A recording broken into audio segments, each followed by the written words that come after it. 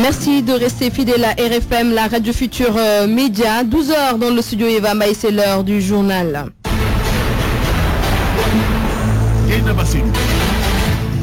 Au sommaire de ce midi, Mour, le marché central démoli. La tension est forte actuellement. Notre correspondant parle de risque d'affrontement entre commerçants et forces de l'ordre. L'importation de l'oignon inquiète les producteurs de Louga et de la vallée qui sont convaincus que l'État met en péril plus de 27 000 tonnes d'oignons. La dissolution de l'INACOA est demandée par les producteurs de Louga. La communauté rurale de Tasset, terrifiée par des agressions et attaques à main armée récurrentes ces derniers jours. Le président de la communauté rurale appelle à l'aide, vous l'entendrez dans ce journal. La page des sports sera présentée par Cheikh Tidiane Diagne, mais retenez qu'en sport, démarrage cet après-midi de la 10e journée de la Ligue 1. Et puis Saïd Fakhri, l'ancien président de la Fédération de football, enterré ce matin à Yoff. Nous y reviendrons avec Malal Junior Diagne. Le portrait de la semaine, ce sera l'affaire d'Anna Rocha. Nous serons net avec Ismaël Kamara. Et puis vous aurez la revue de presse de Georges Détié Diop. Abdoulaye Didi Diop assure la partie technique de ce 12h. Bienvenue à tous. RFM Midi. RFM Midi. Le marché central de Mour démoli par des bulldozers encadrés par les forces de l'ordre. Plusieurs cantines ont été démolies et il y a risque d'affrontement entre les commerçants et puis les forces de l'ordre. Nous y reviendrons avec Abdou Diouf Junior. RFM 94.0, la radio en puissance. À Louga, les producteurs d'oignons sont en colère. Ils exigent la dissolution de l'UNACOA. Selon le président de l'interprofessionnel de l'oignon, les producteurs ont perdu plus de 2 milliards de francs CFA à cause des agissements des commerçants membres de l'UNACOA. Mamadou Diam Yodi au micro d'Ibrahim Khalil Sen. On a fait une tournée dans le département de Dagana. Moi, avec les fortes délégations du ministère des Commerces, tous les techniciens et pour tous les filières des oignons du Sénégal aussi. Faire un tour dans le département de Dagana. On a vu ça qui est mûr, qui n'est pas mûr. On a contrôlé tout. On a parti aussi au département de Podor. On a fait une tournée complète dans le département de Podor. On a vu les sobles qui déjà même récoltés. Donc on a vu aussi le département de Louga. Il y a plus de 8 camions qui partent par jour. Touba, Tamba, Kédougou, partout au Sénégal. On a vu aussi Mboro, il y a des oignons qui commencent à sortir. Des Noto Guidjama, des Bayach, partout au Sénégal, il y a des oignons qui commencent à couler dans le marché. Mais les Inakwa, ils sont en train de contrôler complètement le gouvernement du Sénégal, surtout Macky Sall. Il n'est pas où les horticulteurs avancent. Il nous fait en perte, année dernière, 2 milliards 700 millions. Vraiment, le gouvernement du Sénégal casse Inakwa pour face à Inakwa. Inakwa actuellement, c'est un 0, il ne présente rien dans le pays. Il a diffusé même 3 Inakwa, mais l'État Sénégal, voir l'Inakwa actuellement. Parce que l'Inakwa, il contrôle actuellement l'État Sénégal, il a contrôlé encore l'horticulture du Sénégal. Mamadou Diamiodi, c'est le président de l'interprofessionnel de l'oignon. Il s'exprimait au micro de Ibrahim Khalil Sen. Dans le delta du fleuve Sénégal, les producteurs d'oignons estiment que la volonté du gouvernement d'importer de l'oignon met en péril 27 000 tonnes d'oignons sur 850 hectares actuellement en récolte. Les producteurs demandent à l'État de ne pas autoriser l'importation car ils ont suffisamment produit pour alimenter correctement le marché. Mohamed Nabissila. L'association des producteurs d'oignons du Bas-Delta se désole de l'attitude des commerçants qui veulent pousser l'État à autoriser l'importation alors qu'ils ont commencé à récolter. Maganargué et compagnie appellent l'État à bloquer car beaucoup de familles dépendent de la culture de l'oignon. Il y a un flux de capitaux, 21 milliards qui sort pour l'importation. Alors qu'un pays doit avoir un fondement sur l'agriculture qui permettra d'exporter. Mais on ne veut pas importer, nous voulons exporter. Donc, quelques commerçants ou quelques importateurs qui vont écraser l'économie du pays. Beaucoup, ces commerçants chassent, s'ils se disent qu'ils génèrent de leurs travaux, ils engagent 3 personnes ou 4 personnes. Nous dépensons largement. Combien de personnes ils gagnent leur vie? Pour la période de répliquage, vous engagerez normalement 25 personnes que vous payez chaque jour à 2500 ou à 3000 francs. Sans compter les 3 personnes qui vont engager sous forme de contrat. Et nous sommes prêts à fournir en quantité encore et en qualité au marché local. Dans le Bas-Delta, 850 hectares sont emblavés avec un investissement d'1,5 milliard pour un chiffre d'affaires attendu de 4,5 milliards.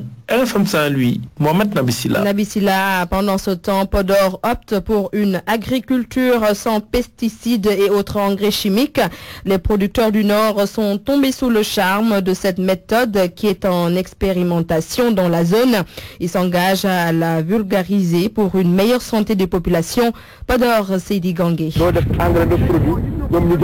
Nous sommes dans un champ d'oignons à quelques encablures du village de Ouromadiou. Oumar Dem qui traduit les propos de Racine Diagne, un des exploitants qui lui explique en poulard le bien fondé de l'agriculture bio. Une agriculture qui se pratique sans l'utilisation de produits chimiques. C'est une agriculture qui permet à chaque paysan de pouvoir maîtriser les coûts de production d'abord. Deuxièmement, d'entretenir une terre qui est capable de produire des années et des années, mais aussi pour la santé du paysan et du consommateur. L'agriculture bio est en phase expérimentale dans la zone. Pour encourager les producteurs à embrasser cette méthode culturelle, la société Ecoteranga les accompagne dans la commercialisation de la production. Souleymane Bassoum en est le directeur. Nous aidons les paysans dans les façons culturelles, dans les semences et dans l'irrigation et dans la fumure. Et après nous achetons leurs produits dans un prix fixé au départ, qui est de 150 francs bord champ. La culture bio présente des avantages et des contraintes. Les contraintes d'abord, c'est le rapport entre le fumier et le volumineux, donc il faut le chercher, il en a besoin pour des quantités. Le deuxième rapport, c'est que les paysans sont formatés pour appliquer des choses conventionnelles. Ouli Nathalie, présidente de l'Union des jeunes agriculteurs, Koïli-Wirndé, tombe sous le charme. Si on parle de l'autosuffisance alimentaire ou sécurité alimentaire, vraiment ça répond à... Vivement la vulgarisation de l'agriculture bio pour la santé des populations, mais également pour la sauvegarde de l'environnement. À Podor, Seydi Gangué pour la radio Futur Média. Sur RFM au moins, on a des informations sûres et utiles. RFM, la radio de toute l'actualité. Agression, attaque à main armée, vol de bétail. La communauté rurale de Tasset vit une véritable psychose. Et c'est parce qu'une insécurité permanente s'installe dans cette localité depuis plusieurs jours. Tasset n'a pas d'électricité et l'enclavement pose problème. Le président de la communauté rurale interpelle l'État. Dans ce reportage de Cheranta Diop. La communauté rurale de Tasset est à cheval entre le département de Thiès et celui de Mbour, une localité très enclavée. Un problème d'enclavement. Nous dépendons administrativement de Thiès, mais économiquement nous dépendons de Mbour. Alors que l'axe qui est Tasset-Mbour n'est pas goudronné. Le pire, dit le président de la communauté rurale de Tasset, Maguette Ley, c'est que sur les 52 villages de la communauté rurale, seul un est électrifié. Tasset compte 25 622 habitants. C'est vraiment une disparité. Nous avons un problème d'électrification, c'est notre problème numéro 1. Je crois qu'on a été vraiment oublié, mais malheureusement, paradoxalement, contrairement aux autres localités, Tasset n'a qu'un village électrifié. C'est le village de Tasset, chef-lieu de la communauté rurale. On pense à nous quand même, parce que je suis allé l'autre jour à Sénélec, mais malheureusement la Sénélec peut-être pas la prérogative d'intervenir en milieu rural. C'est l'ASER peut-être qui intervient. Ce qui constitue un sérieux problème, il y a une insécurité permanente, le vol de bétail est récurrent.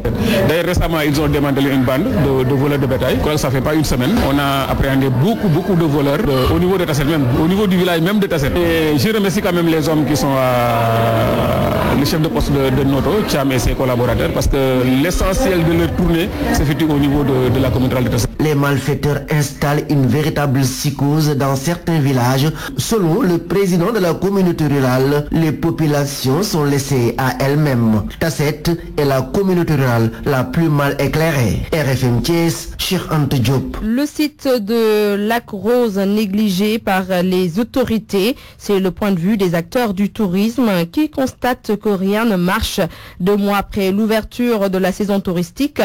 Un reportage d'Abdourahmane Diallo. De petites vagues avec du vent au Lac Rose, 2 Françaises observent l'endroit. J'avais pas lu la pancarte là. Accompagné de quelques touristes, Djibril Dieng est un habitué des lieux. Ce jeune guide touristique estime que leur secteur n'est plus comme avant. Actuellement, rien ne va. Le tourisme, je peux dire que plus qu'on avance, plus que ça baisse. Qu'est-ce qui explique ces difficultés? Pour venir au Sénégal, c'est cher. Les taxes à l'aéroport sont très chères. Et il y a aussi le problème des visas. visas. Je ne suis pas contre les visas, mais il faut juste que ça soit mieux organisé que ça. Des artisans essaient de convaincre des touristes à acheter leurs objets. Ils rencontrent d'énormes difficultés pour vendre. Dembasso, un vendeur d'objets d'art, pense qu'il n'y a plus de différence entre la saison touristique et la saison morte. Imagine qu'aujourd'hui tu vends un article, tu peux rester une semaine, voire des jours sans rien vendre. C'est la routine chaque jour effectivement. À chaque fois, en se disant que ça va s'améliorer, mais au finish tu vois que ça devient de plus en plus dur. Les activités touristiques au Lac Rose ne sont plus roses. Les acteurs pointent un doigt accusateur aux autorités qui l'accusent de laisser ce site mourir de sa belle mort. Abdourahmane Diallo, Rufisque, Radio Futur Média. Abdourahmane Diallo, allons maintenant au sud du Sénégal, c'est dans les Kalounaï, département de Bignona. Là-bas, les populations ont pour la première fois bénéficié d'un dépistage de la tuberculose et du col de l'utérus. C'est à l'initiative de l'Association pour le développement de Kalounaï. Ces consultations ont drainé du monde, nous dit Abdoulaye Sombou. C'est parce qu'elles n'ont pas la chance de rencontrer souvent un médecin que les populations des Kalounaï dans le département de Bignona ont afflué massivement pour se faire consulter gratuitement et bénéficier de médicaments à l'occasion des journées de consultation gratuites organisées par l'association pour le développement des Kalounaï. Les équipes médicales présentes, l'unité mobile du programme national de lutte contre la tuberculose qui se déplace pour la première fois dans cette zone rurale. Madame Aïssadou Suissé nous donne quelques résultats obtenus. On a déjà eu 5 cas quand même suspects. C'était utile de venir faire une campagne parce que si par exemple s'il y a une personne qui est malade et qu'elle n'est pas traitée, elle risque de transmettre ça à toute la population, surtout avec la manière de vivre, les promiscuités. C'est une maladie vraiment qui se développe rapidement. Donc une personne malade peut transmettre ça à toute sa famille et vice versa. Médicine internationale pour le dépistage du col de l'utérus qui fait des ravages dans cette partie du département de Bignona était aussi de la partie avec sa présidente, Madame Rose Wadini. Il y a très peu de moyens, il y a très peu d'accès au dépistage. Vous savez, le dépistage est la seule voie de salut pour lutter contre ce cancer, le cancer notamment du col de l'utérus. Mais malheureusement, dans nos pays en voie de développement, l'accès au centre de dépistage fait défaut. Pourquoi? Parce que souvent les femmes ne comprennent pas. Parce que souvent les femmes ont peur de se faire dépister. Parce que souvent il y a une très mauvaise communication. Donc je pense qu'il est grand temps d'aller dans ces profondeurs parce que ces femmes n'en ont pas l'occasion. Au total, une dizaine de médecins de Ziguinchor assistance médicale ont séjourné pendant 2 jours dans cette zone difficile d'accès au grand bonheur des populations. Abdoulaye Sambou, Ziguinchor, RFM. 12h13, je rappelle que vous suivez le journal sur RFM. Reparlons de la liberté conditionnelle accordée à certains détenus populaires entre griffes et dénoncée par l'Union des magistrats du Sénégal. Le professeur en droit pénal à l'université Cheikh Anta Diop de Dakar donne sa lecture. Selon Ndiak Fall, toute peine privative de liberté peut faire l'objet de liberté conditionnelle si tous les critères sont remplis. Ndiak Fall était l'invité d'RFM Soir.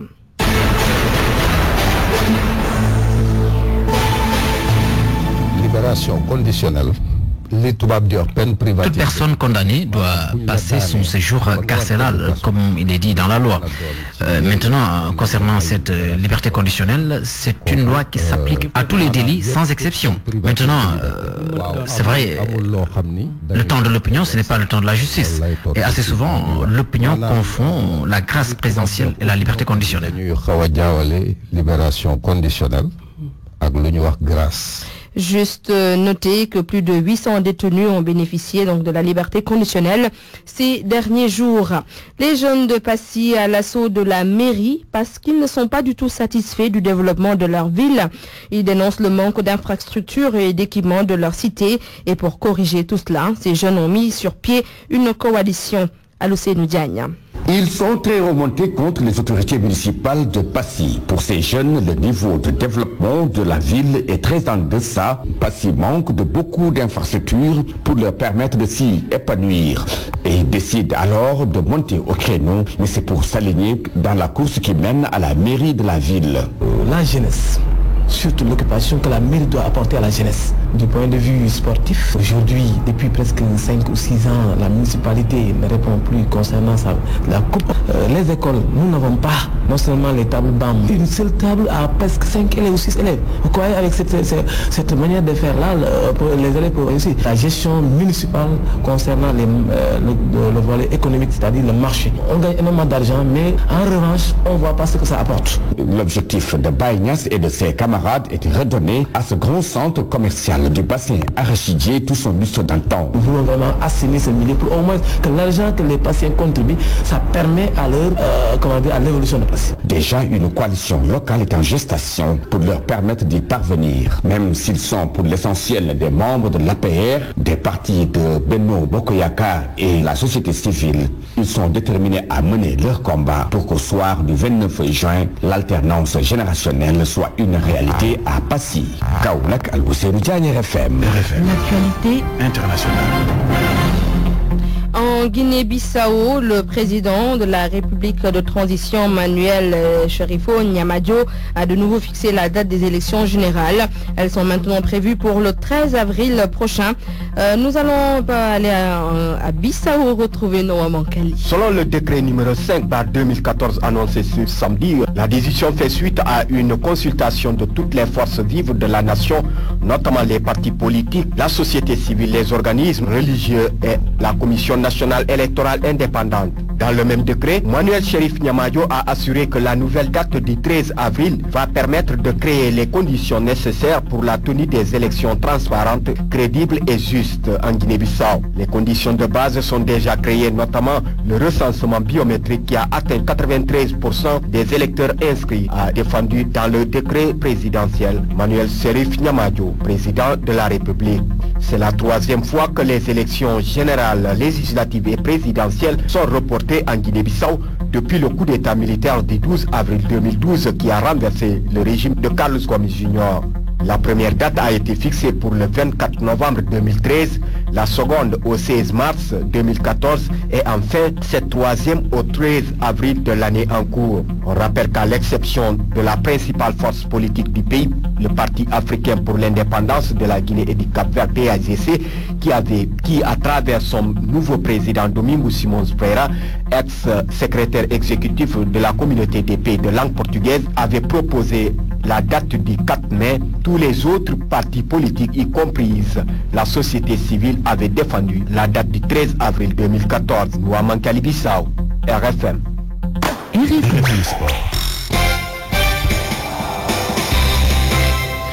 12h18, bonjour cher Tidiane Diaye. Bonjour Diana Bassidouba. Alors parlons de l'ancien président de la Fédération sénégalaise de football. Saïd Fakhri a été inhumé ce matin. Au cimetière musulman de Yoff, Saïd Fakhri donc, qui nous a quitté en milieu de semaine, c'était l'ancien président de la Fédération sénégalaise de football. Et nous allons donc écouter en direct Malal Junior Diagne qui a donc assisté à cette cérémonie. Malal, bonsoir. Bonjour Malal.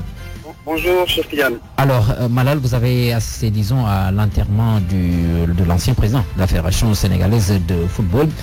Qu'est-ce qu'on peut retenir? Y avait-il du monde? Du monde, oui.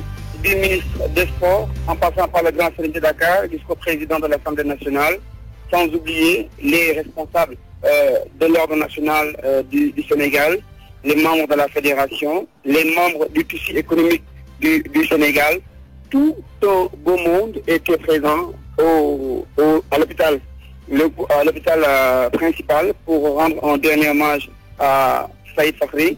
C'est également ce beau monde qui l'accompagnait juste devant sa dernière demeure qui se trouvait actuellement au cimetière musulman de Yoff. On lui a rendu hommage, on a fait des témoignages sur l'œuvre de l'homme qui avait dépassé le cadre sportif seulement, puisque Saïd Fakhri le fait révéler être un grand homme du monde économique sénégalais, un homme qui a beaucoup fait pour le tissu économique en créant des entreprises, en mettant en place des systèmes pour faire travailler les jeunes Sénégalais, mais également un passionné. Autre témoignage qui est sorti, un homme de paix, un homme de dialogue, un unificateur, un rassembleur.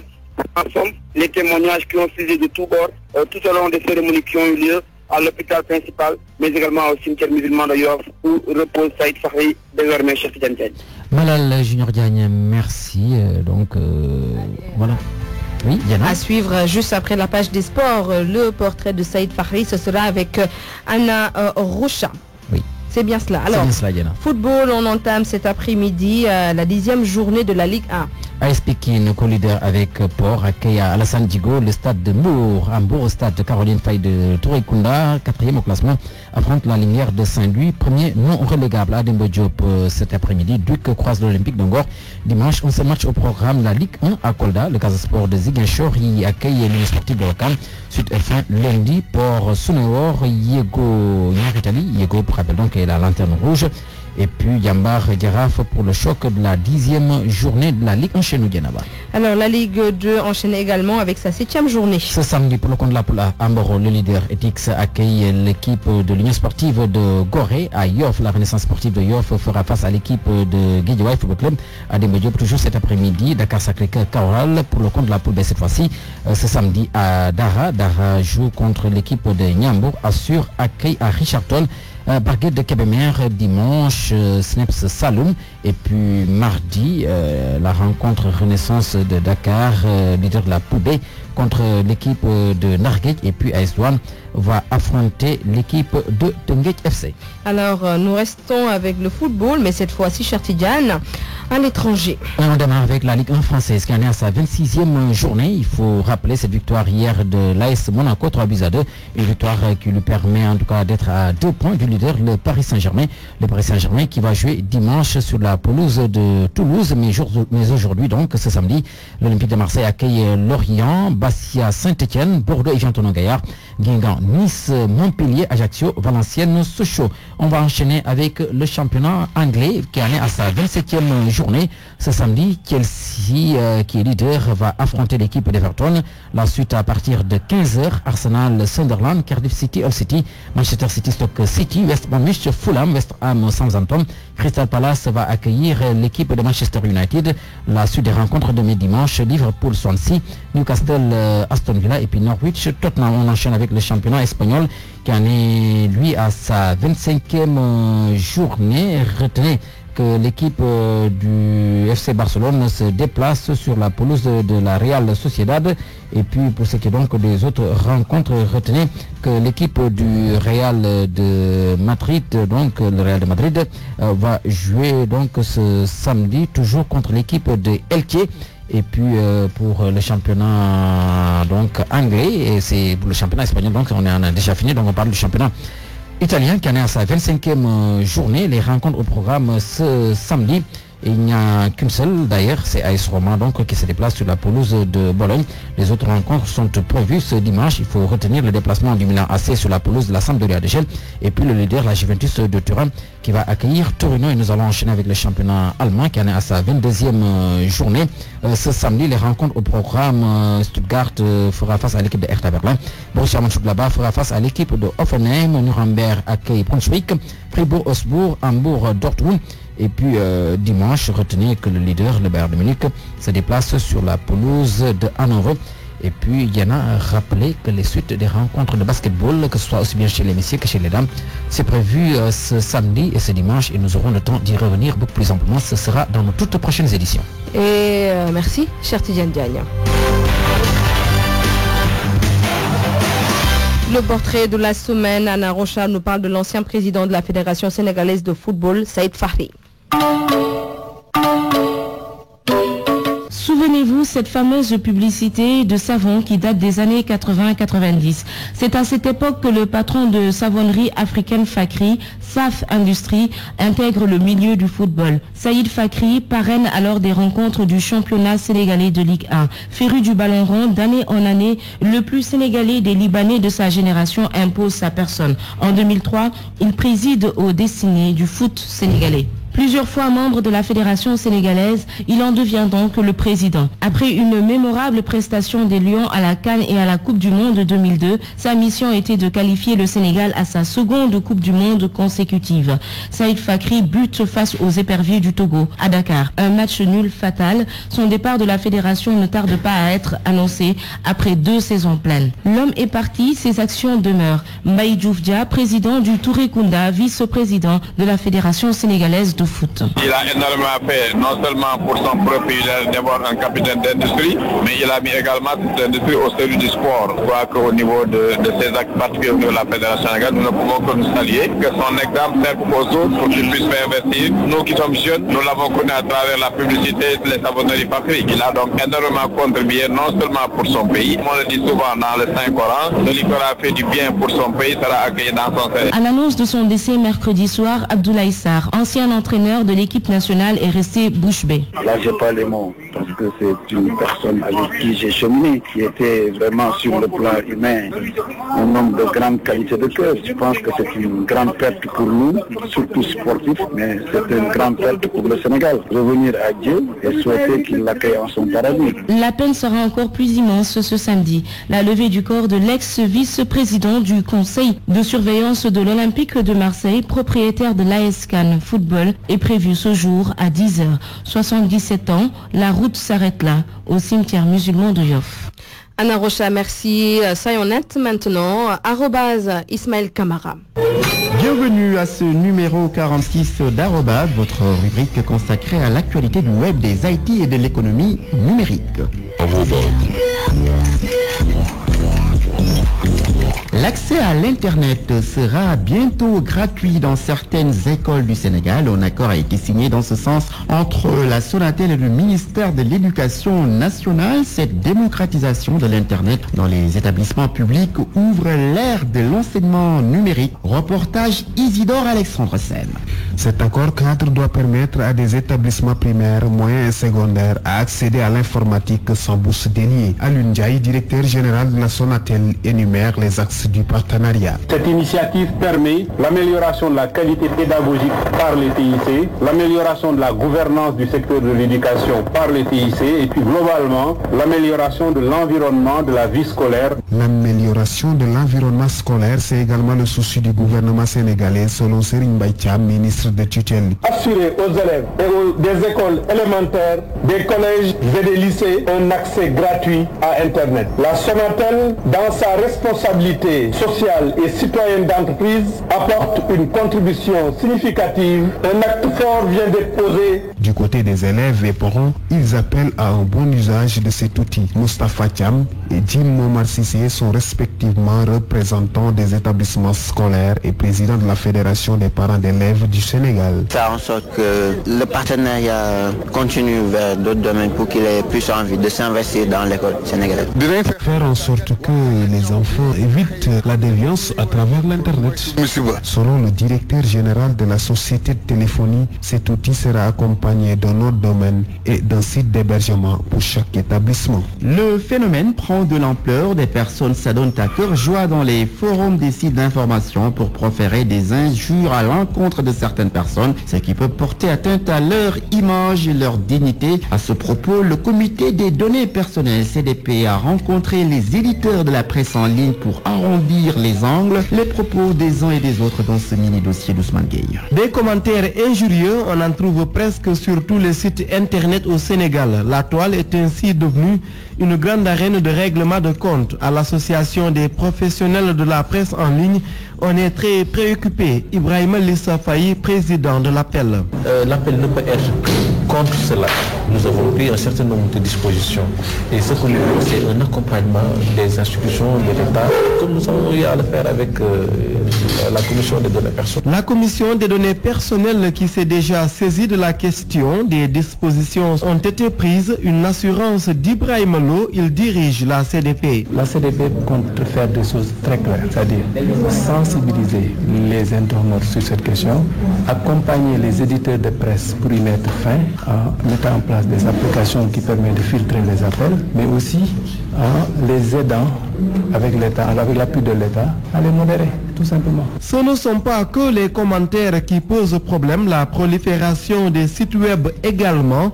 Là aussi, l'appel appelle à une réglementation. Ibrahima Lissa Faye. Si les acteurs conviennent à une discussion, on pourra en tout cas trouver un terrain d'entente et mettre, disons, des garde-fous. Il s'agit d'encadrer, d'organiser l'accès. Un encadrement de l'accès qui s'impose pour l'association des professionnels de la presse en ligne.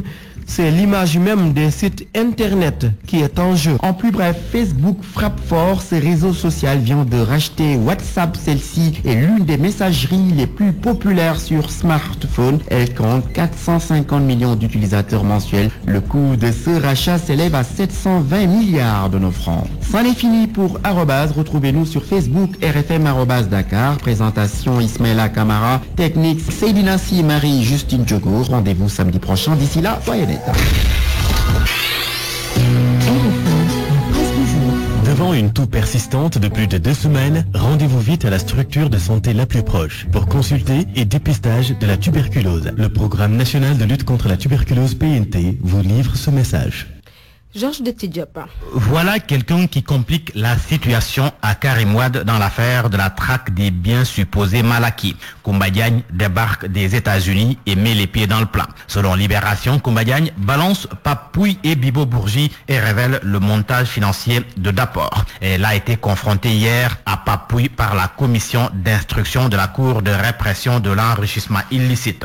Pape Pouye soupçonné être un des hommes de paille qui ont servi à Karim Wade. Koumba Diagne, selon Libération, a révélé avoir prêté son nom contre la promesse d'un poste d'administrateur faite par Pape Pouye. Koumba Diagne, si vous ne le saviez pas, est une ancienne employée de Bibo Bourgi. Sur les papiers, elle représente la société Afriport, actionnaire dans Dapor. Une brèche dans le mur, selon Libération, qui déclare que cette audition de Koumba Diagne est un mauvais point pour la défense de Karim Wade. Koumba Diagne qui déshabille surtout Pape Pouye et Bibo. Ça, c'est pour les biens supposés mal acquis. Enquête ne s'éloigne pas trop du sujet. Un dossier à lire sur la récurrence dans les détournements de fonds. Ces banquiers qui braquent leur banque. C'est devenu monnaie courante et enquête s'interroge sur l'efficacité des systèmes de contrôle mis en place dans les banques. De quelle banque est tiré l'argent qui a permis le fonctionnement de la Commission nationale de réforme des institutions? Walfadjri nous apprend en tous les cas que les travaux ont coûté 500 millions de francs CFA.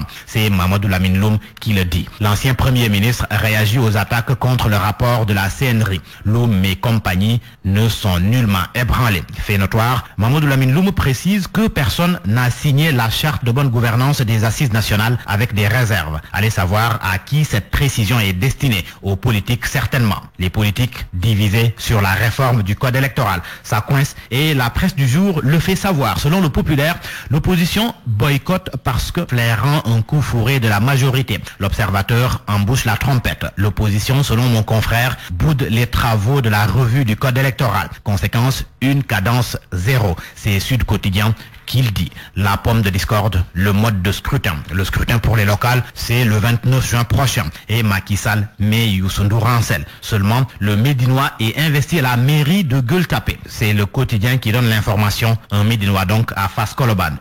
Face à Koloban, c'est le titre du quotidien qui souligne que c'est Seydou Gueye, le nouvel enfant de la Médina. Ça, c'est aussi Macky Sall, le président, qui, selon l'AS, semble fuir Moustapha Yassine Gueye malgré un intense lobbying. Moustapha Yassine chassé de la résidence de Macky Sall à Pékin. Moustapha Yassine Gueye est le patron de MTL, inculpé et mis sous contrôle judiciaire dans l'affaire de malversation présumée à l'autorité de régulation des télécommunications, ARTP. Loin de ces scandales, l'Obs du jour s'intéresse à ces villages sénégalais où la charia est appliquée. Et oui, il y en a. Tiénaba Sek, Maïmounatou, Medina Gounas, Bogal, entre autres. Cette année à Tiénaba, 8 personnes ont reçu chacune 100 coups de fouet à la veille du Gamou. L'Observateur replonge dans ces villages islamiques aux caractéristiques singulières. Avis donc aux adeptes du plus vieux métier au monde. Le marché de la chair vous coûterait trop cher à Maïmounatou par exemple. Ce qui est loin d'être le cas dans les bâtiments en construction à Dakar, bâtiments déflorés par Direct Info. Ces bâtiments en construction servent d'abri de prostitution. Direct Info les appelle les maisons de sexe en vogue. Dans les maisons inachevées, la passe, c'est entre 1000 et 1500. Pas trop cher. La tuberculose se guérit. Le traitement est gratuit et disponible dans toutes les structures sanitaires du pays. Le programme national de lutte contre la tuberculose PNT vous a livré ce message. Merci Georges Détier Diop. 12h34, c'est la fin de ce journal. Je vous rappelle les titres. Pour le marché central démoli, la tension est forte actuellement. Notre correspondant Abdou Diouf Junior parle de risque d'affrontement entre commerçants et forces de l'ordre. L'importation de l'oignon inquiète les producteurs de Louga et de la vallée qui sont convaincus que l'État met en péril plus de 27 000 tonnes d'oignons. La dissolution de l'UNACOIS est demandée par les producteurs de Louga. La communauté rurale de Tasset, terrifiée par des agressions et attaques à main armée récurrentes ces derniers jours. Le président de la communauté rurale a appelé à l'aide, vous l'avez entendu dans ce 12 heures. En sport, démarrage cet après-midi de la 10e journée de la Ligue 1. Saïd Fakhri, lui l'ancien président de la fédération de football, a été inhumé ce matin au cimetière musulman de Yoff. Les sports, c'était avec Cher Tidiane Diagne, le portrait de la semaine peint par Anna Rocha. Nous avons été net avec Ismaël Kamara. Et puis la revue de presse de Georges Détié Diop a mis un terme à ce journal. Merci à Abdoulaye Didi Diop qui a assuré la partie technique de ce midi. Tout de suite, l'invité grand format qui reçoit le constitutionnaliste Mamadou Alun Diallo. Il commente le rapport de la CNRI, la sortie de l'UMS et le remplacement de la CRI par la CRIF. Il est interrogé par Makoumba Bey. À 13h, retrouvez la belle voix d'Awambaï qui va vous bercer pour le journal en Wolof. Je vous souhaite à tous de